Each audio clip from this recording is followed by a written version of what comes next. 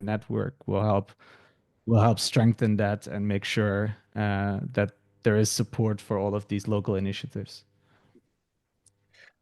Fantastic. So yeah, attracting contributors is one of the main priorities of the Drupal Association, as you may know, but there are many others, right? And as Tim Lennon used to say, the DA is a tiny but mighty team. However, it can't do everything by themselves, right? It needs help from the community. So what strategies will you use to engage the broader community in shaping all those priorities and programs? Yeah, I think transparency and collaboration are key. It's super important right from the beginning. Um, I've helped build governance frameworks for the events organizers working group, worked with many community stakeholders.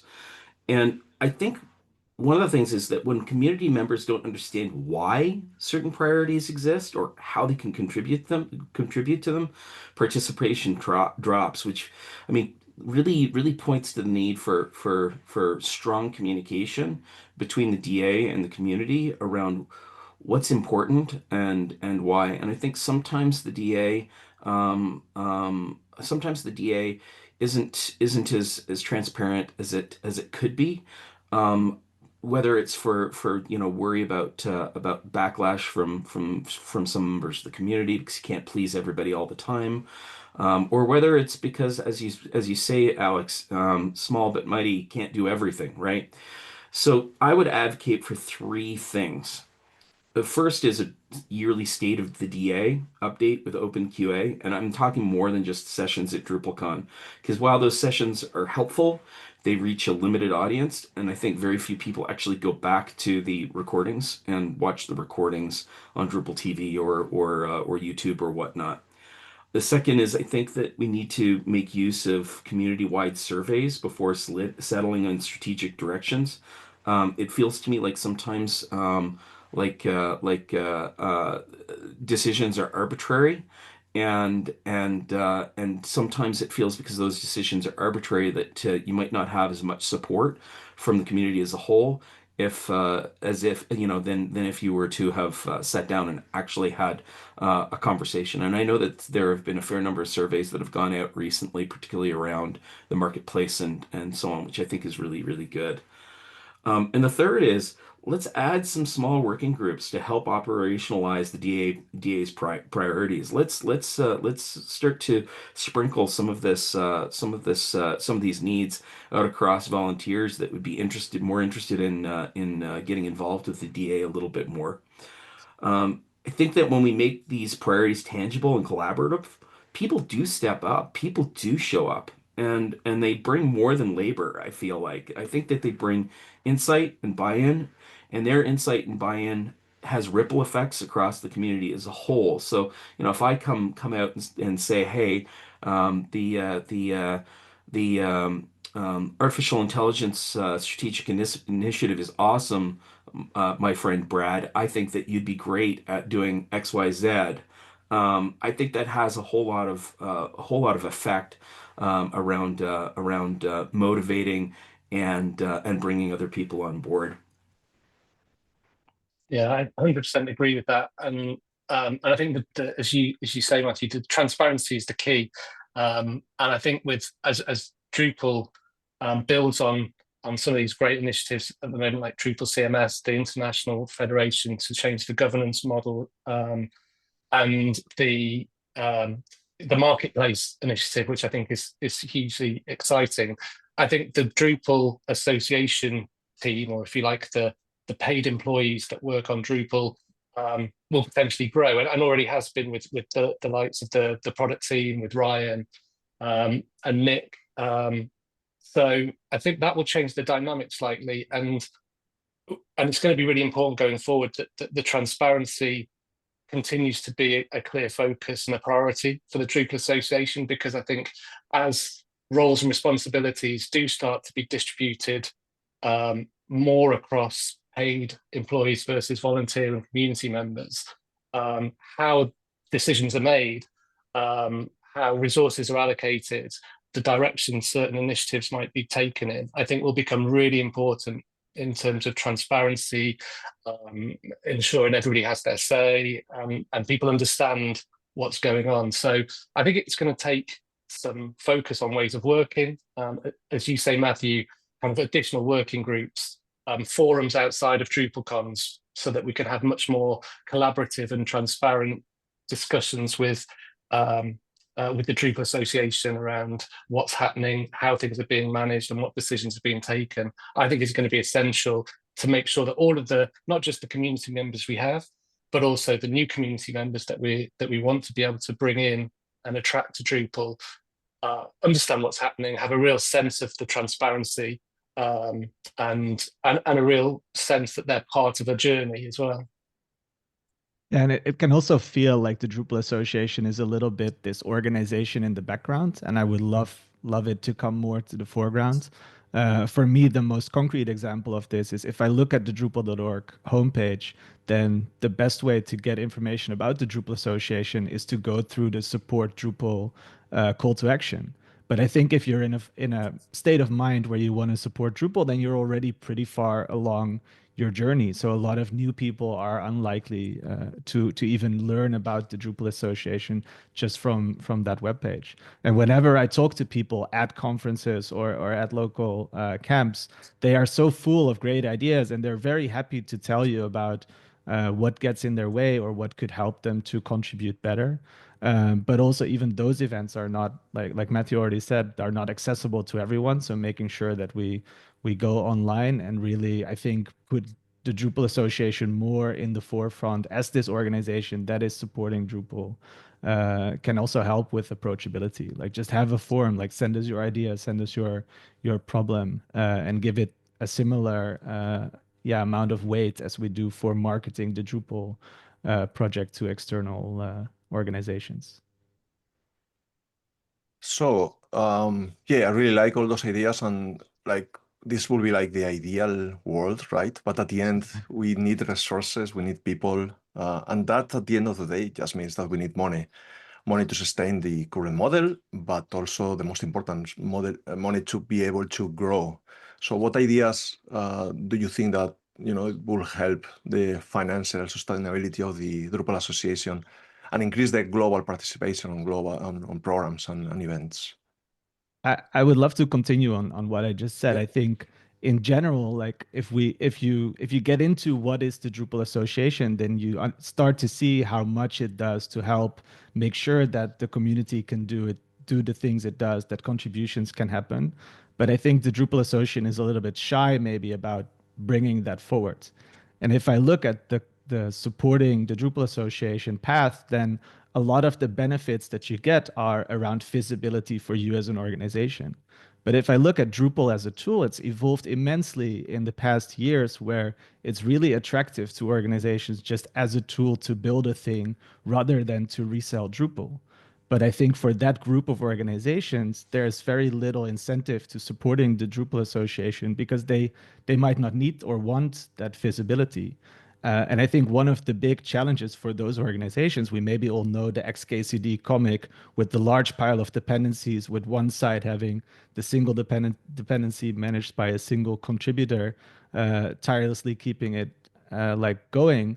That is a realistic risk for these organizations. And I think the Drupal Association is in a great position to help mitigate that risk and to provide, well, not like a direct insurance, but at least a story of, hey, with the Drupal Association, supporting the Drupal Association, all of the international associations, we can help mitigate that risk of your dependencies becoming unmaintained or going away. And I think that's a really powerful sales pitch to those kinds of organizations. Yeah, I think one of the weaknesses that the association has had traditionally is a lack of diversity in its revenue streams. It's great to have a swag shop, but I bet you it brings in no more than $150 a month, right? And so the vast majority of the revenue comes in through DrupalCons, and if you have a DrupalCon that fails, it's a huge risk in terms of viability for the nonprofit. So I think that the DA needs to diversify revenue streams beyond DrupalCon. I think that it needs to ensure that there's access for global and low resource contributors. I think Ripple Makers memberships are a step in the right direction, but I'd like to see even more flexible tiers. And I'd like to see us continue to push for more regional partnerships. I think the AI Strategic Initiative is an example of how, with the right model, the DA can actually raise money differently. The fact that in a relatively short time, that strategic initiative raised $120,000 is a pretty amazing model. And I think that the DA can raise money differently like this. Like, for example, I was part of the D8 Acceleration Donation Fund drive when we were trying to push D8 across the finish line. And people did donate during that period of time because we asked. So using that model, it might make sense for the DA to have an annual fund drive, not attached to any product, not attached to any event or anything like that. Just like many other nonprofits around the world, where they just basically put out their hat and say, "Hey, we care about you, and we know that you care about us. How about pitching in a little bit?" And I think we can tell a better teller story. I think the DA does a lot around, behind the scenes. That the DA does a lot of behind the scenes, but many of those stories aren't told fully, so people don't really understand the impact that the DA has on their professional and, in some cases, personal lives. I think by communicating that value, we can attract more donors and sponsors who align with that vision. And for me, nonprofit sustainability has been part of my work for nearly 30 years. I worked at an arts nonprofit called the Western States Art Federation, which focused on building tech tools for other nonprofits. I did that for about 8 years. And I was part of the transformation that shifted the reliance on government grants to an earned income strategy selling services. And I was also a board member with a organization called Crown Point Academy, where I helped stabilize the school's finances during major transitions, particularly when the school decided they were going to leave the district and became an independent charter school. And with Drupal Colorado, we've grown a cash reserve to ensure that the camp isn't just surviving from year to year, but it has the opportunity to thrive. So I'd want to take some of this experience that I've had with other nonprofits and help the DA brainstorm how to better diversify the way that it's getting money.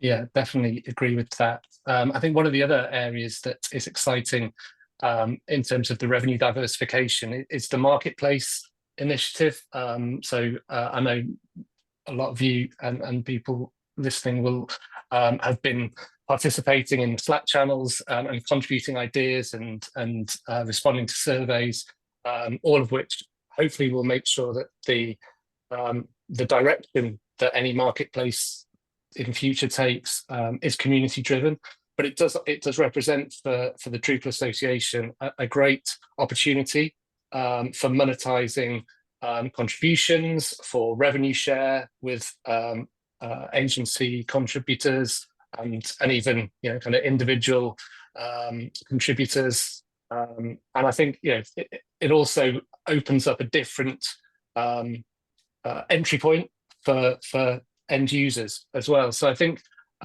that's a really interesting revenue stream. I think it brings risks in terms of the impact that it has on the notions of open source. But I think it has been a model that's worked elsewhere in open source software, and I think it's also a model that end user organizations are familiar with in terms of selecting their software solutions. So I think that's a really exciting one. And then picking up on what Alexander said, I do think there's a real opportunity for better engagement with end user organizations who at the moment don't probably see any real value in financial contribution to the Drupal Association because, as Alexander said, visibility and reach and exposure isn't really the things that are going to motivate their investment. Things that I think would motivate their investment are thought leadership, innovation, opening up new opportunities for them to try different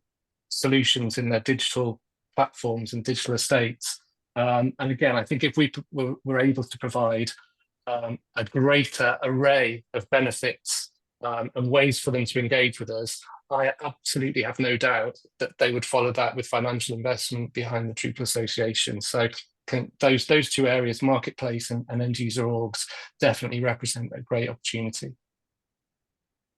So following on those same lines in terms of sustainability and resources and all the needs of the Drupal Association, to grow, we need to innovate, right? And to innovate, we need to grow. So it's kind of an interesting situation. And sometimes innovation means, it doesn't necessarily mean bringing stability. And remember that famous phrase of move quick and break things, right? I don't think we can afford to break anything. So how would you balance that need of innovation while at the same time bringing stability to the Drupal's future? Yeah, I've lived kind of both sides of this. I've helped legacy nonprofits transition to new platforms, and right now, at Amazy, I'm AI ambassador pushing boundaries of what's possible with Drupal. I actually don't think we have to choose between innovation and stability. I think with Drupal's strategic initiatives model, it's a powerful way for us to be able to experiment while anchoring progress in community consensus.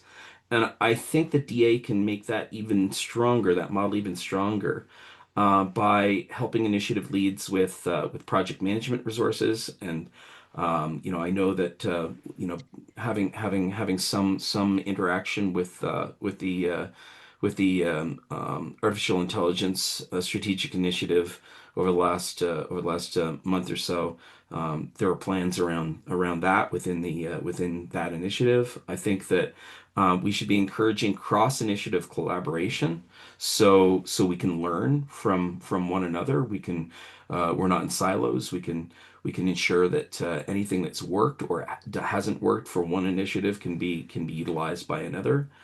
And I think that making maintenance planning is a core part of any new feature work is critical. I think it's really common for us as a community to barrel forward and build really cool things without a plan on how to maintain those really cool things. And I think that we need to continue to embrace new technologies like artificial intelligence, composable architecture, but at the same time, we need to remain grounded with Drupal's values around openness, flexibility, and accessibility. Yeah, I absolutely agree. And I also don't, I also disagree with the notion that moving forward has to mean disruption per se. One of the things I'm involved in on the development side for Drupal is to think about how can we bring Drupal into the asynchronous application world. And I think there's a lot of opportunities there, but one of the important things while contributing in that way is to make sure that existing applications keep working. And I think as long as you make sure that plans are transparent and that people are engaged in the discussion about where you're trying to go, then you can hear about all of the things that people are already doing and make sure that those things keep working and remain possible. And I think one of the things I really like about the Drupal as a community is that there's these initiatives in so many different places that are working on their own things, and we can grow in many different directions. And I absolutely don't see that as having to bite each other. So as long as as long as there's transparency and communication, I think you can go forwards quite fast without leaving people behind. Yeah, I 100% agree with both of those sentiments. Really, that this isn't a choice, and actually, stability through transparency, good governance, clear ways of working, standards. These things should be the platform for innovation. I don't think it's a choice. I think it's literally getting the engagement and the way that we shape ourselves as a community right will be the thing that drives and the fire behind the innovation.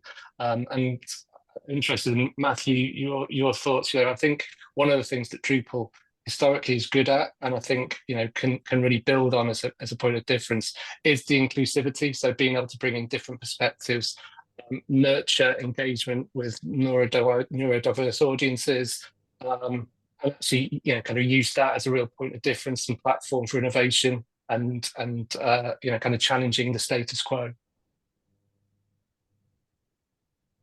Okay, thank you very much. So we've talked a lot about money, about sustainability, about resources, but the community wants to know as well about yourself. Like, what values do you bring to the board as a board member? And particularly when we balance community input, financial realities that we've been talking about, and the strategic goals that the Drupal Association has.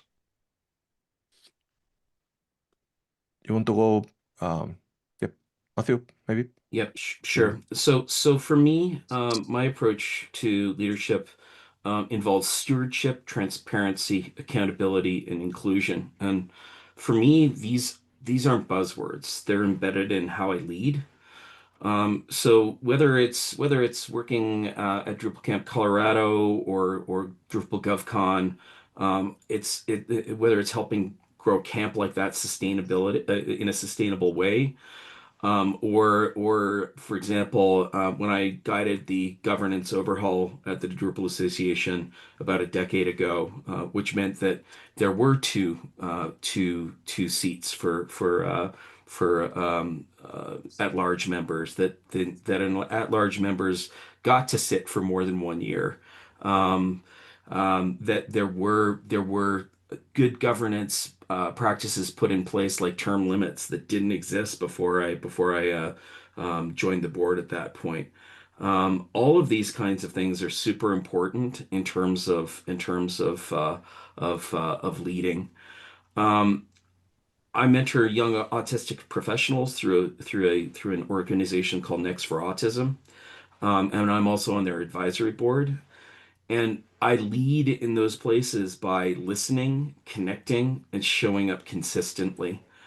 I know a lot of people think of boards as being something that engages in top-down control.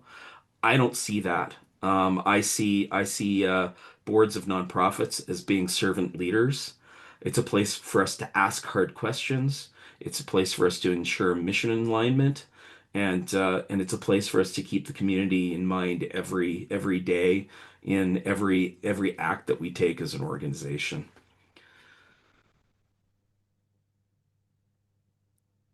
You want to go first this time, Will, or you want to close off? Yeah, I can do. Yeah, I'm happy to.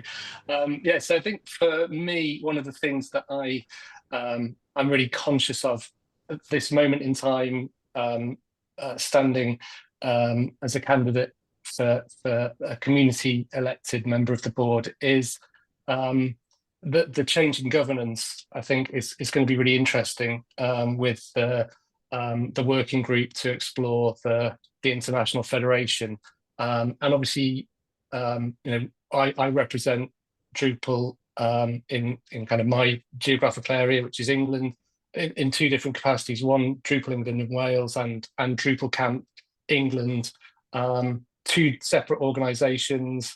It's unclear whether or not even either of those would necessarily qualify to be kind of members of the federation.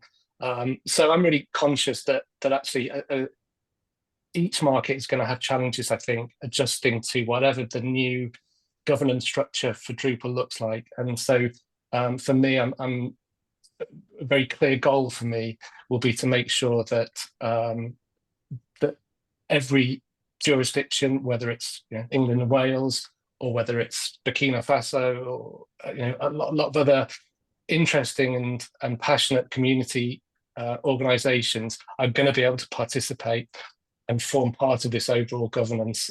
So that, I think, probably is one of the most important drivers for me in running as a candidate for this election. Yeah, I think for me, it's making sure that we put people first. I think if I look at society at the moment, then a lot of people are really focused on growth, but growth has become a goal in and of itself.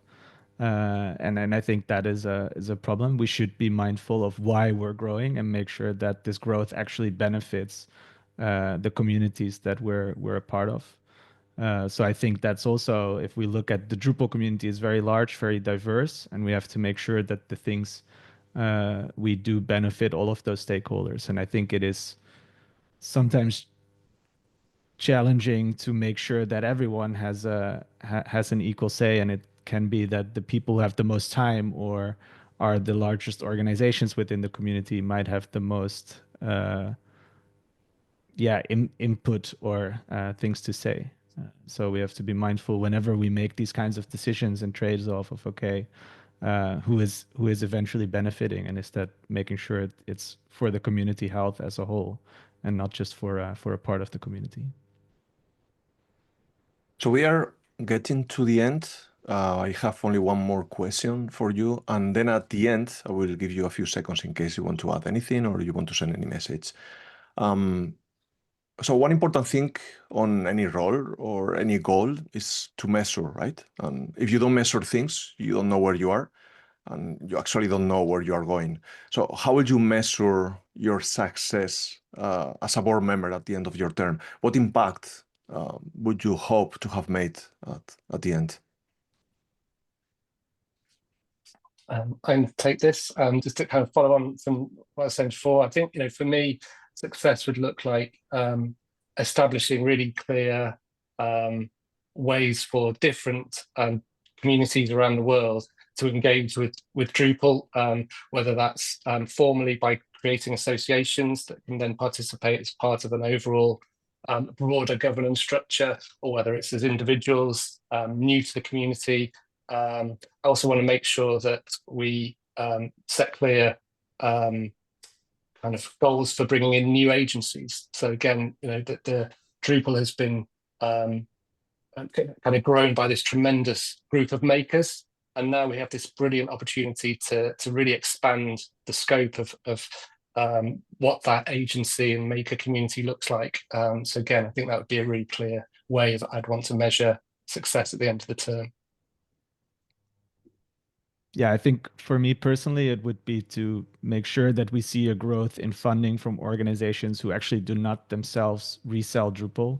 So really these end user organizations that might have their own team. I think that if we can increase funding there, that would show we've improved the story, we've reached that audience, and we've shown them why they should fund. And I think one of the things we haven't discussed a lot today, but if I look at the conferences and the camps that I see within Drupal, like we have so many amazing speakers that are talking about Drupal, about how Drupal can be used as a technical tool. But if I go to other conferences, then I don't see that story about Drupal as much, even though I think for those audiences as well, Drupal can be a fantastic tool. So I think I would love to see the number of talks that we give about Drupal outside of the Drupal community increase. And I have, from a few years ago at a JavaScript conference, where I asked people about Drupal, their image was still of Drupal 7. And I would be so happy if they don't say, well, no, that's old, and is that still being used? But I would love them to say, oh yeah, actually I use this as this really powerful backend tool for my product, and we replaced a bunch of paid for SaaS services with it, because I really think that's what Drupal is capable of, but we can still do a better job of sharing that with people outside of our community. Yeah, I agree with you on that point entirely, Alexander. Like with the rise of Drupal being able to be utilized as an MCP server, I think that it actually could be a game changer for us as a community. I think that we've probably seen not the last of the days of Drupal being the big sparkly new thing. But it's definitely we're headed towards a reality where Drupal is a workhorse, where it's the engine that drives a whole lot of other things. That's really exciting. For me, what I'd like to work towards is a few things. I'd like to increase community trust in the DA through more transparent processes and communication. I want people to know the good work that the association does and is engaged in. I want to see expanded participation, especially from underrepresented regions and groups. I want us to become basically um, hyper inclusive and be very clear about that. I think that contribution pathways are still not entirely clear. If you go to first time contributor um, uh, sessions at events, it still can be quite chaotic and challenging for people to start contributing, whether it's code or whether it's documentation, or just recently we started doing marketing contribution, which was really cool. But all of that I think needs to be a bit clearer. I think that we need to continue to support emerging tech like AI, but we need to do it in a way that shows the world that it's ethical, open, inclusive, transparent. And finally, I know it's not sexy, but governance best practices are incredibly important for a nonprofit. And engaging in best practices can help boards scale and evolve over time, and that's going to be super important. Like Will was saying, during this period of time when we're reimagining what the governance model should look like. So I think success ultimately it means that helping Drupal stay not just relevant, but radically welcoming. We want people when they come through the door the first time to go, oh my gosh, this is a community that I want to stick with. And we can do that by investing in people, not just platforms. All right, so those were all the questions I had for you today. I think you did great. And as I said, I'm gonna give you like a few seconds at the end if you want. This is kind of a last minute thing so if you want to send any message to our community, this is your time now. Well, first off, I want to say thank you for hosting this, Alex. I think conversations like this are really important, and personally, I've had a great time with Alex and Alexander and Will chatting about all this stuff. It's clear that everybody's been thinking hard about our challenges moving forward, and I for one appreciate that. I think that. There are three last things that I want to just sort of outline.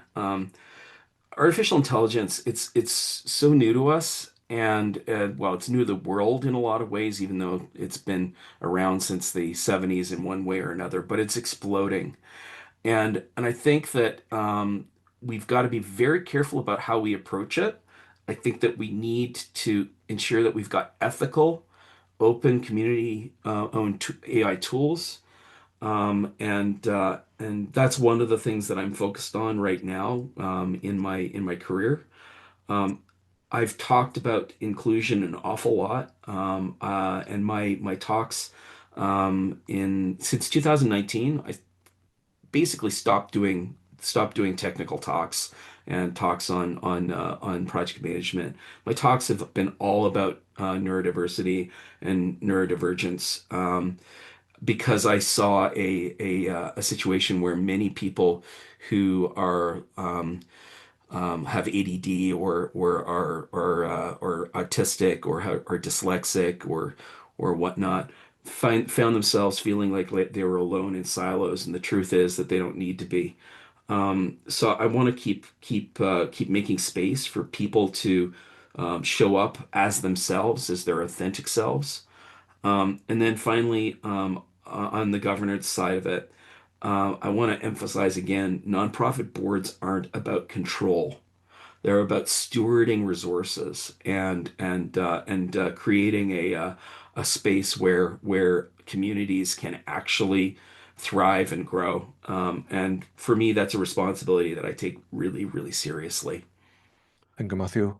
Any other thoughts, last minute thoughts, Will or Alexander?